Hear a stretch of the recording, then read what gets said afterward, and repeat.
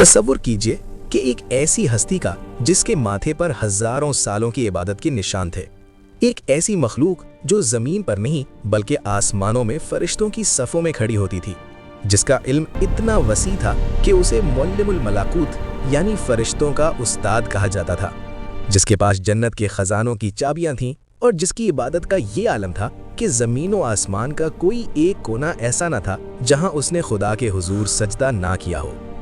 लेकिन फिर तारीख में एक ऐसा लम्हा आया, सिर्फ एक इनकार, और वो लाखों साल की इबादत, वो इल्म, वो मकाम, सब कुछ राख का ढेर बन गया।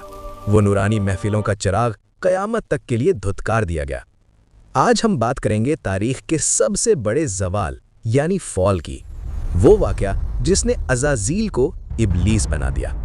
आखिर वो फरिश्ता सिफत मखलूक शैतान कैसे बनी? क्या वो वाकई फरिश्ता था या जिन? और अल्लामा इकबाल रहमतुल्लाह अलैह और इब्ने कसीर जैसे बड़े स्कॉलर्स इसके बारे में क्या कहते हैं। और आज की वीडियो में हम जानेंगे कि तकब्बुर कैसे एक आबिद को शैतान बना देता है। इस वाक़े की गहराई को समझने के लिए हमें वक्त में बहुत पीछे जाना होगा, इंसान की तख्लीक से भी हज़ारों साल पहले। तारीख़ी कुतुब, ख़ास तौर पर तफसीर इब्ने कसीर और अल बिदाया व निहाया के मुताबिक इंसानों से पहले ज़मीन पर जिन्नात आबाद थे, लेकिन इन जिन्नात ने ज़मीन पर फसाद मचाया, खून बहाया और अल्लाह के अहकामात को पामाल किया। अल्लाह ताला ने फ़रिश्तों का एक लश्कर भेजा ताकि इन सरकश जिन्नात को सज़ा दी जाए। यहाँ एक बहुत बड़ी गलत फहमी, मिसकंसेप्शन दूर करना ज़रूरी है। अक्सर लोग, ख़ास तौर पर मगरबी लिटरेचर से मुतासिर होकर ये समझते हैं कि इब्लीस एक गिरने वाला फरिश्ता, फॉलन एंजल था, लेकिन इस्लाम का नज़रिया बिल्कुल वाज़ेह है। कुरान पाक की सूरह कहफ आयत 50 में अल्लाह फरमाता है, काना मिनल जिन, यानी वो जिन्नात में से था।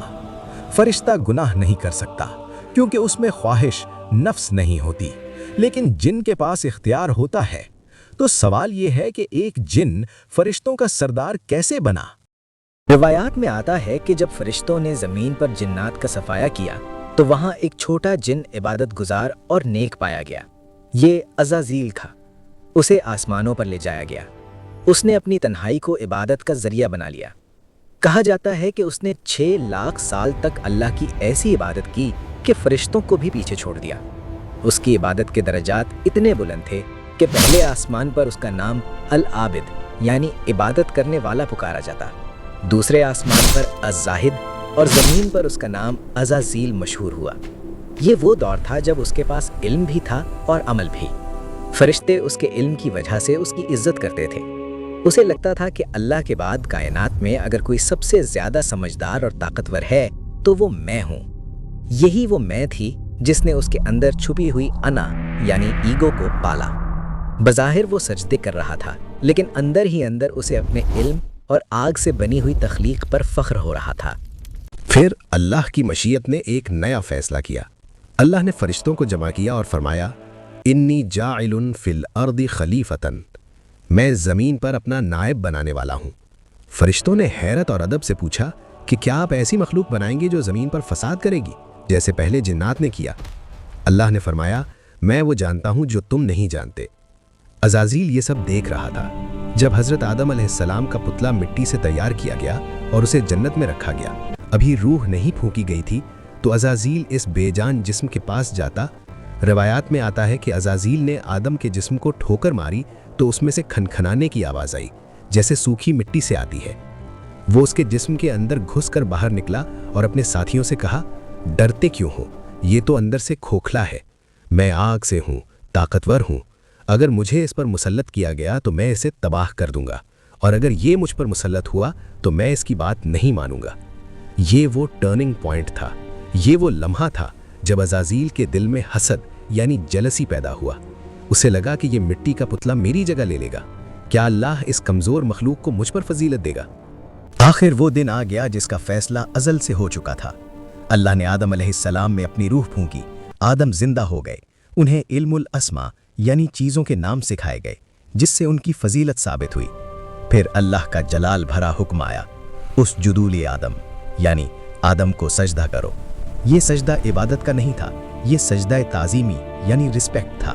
سارے فرشتے، جبرائیل علیہ السلام، میکائیل علیہ السلام، اسرافیل علیہ السلام، سب کے سب فوراً سجدے میں گر گئے، کیونکہ وہ جانتے تھے کہ کس کو سجدہ کیا جا رہا ہے۔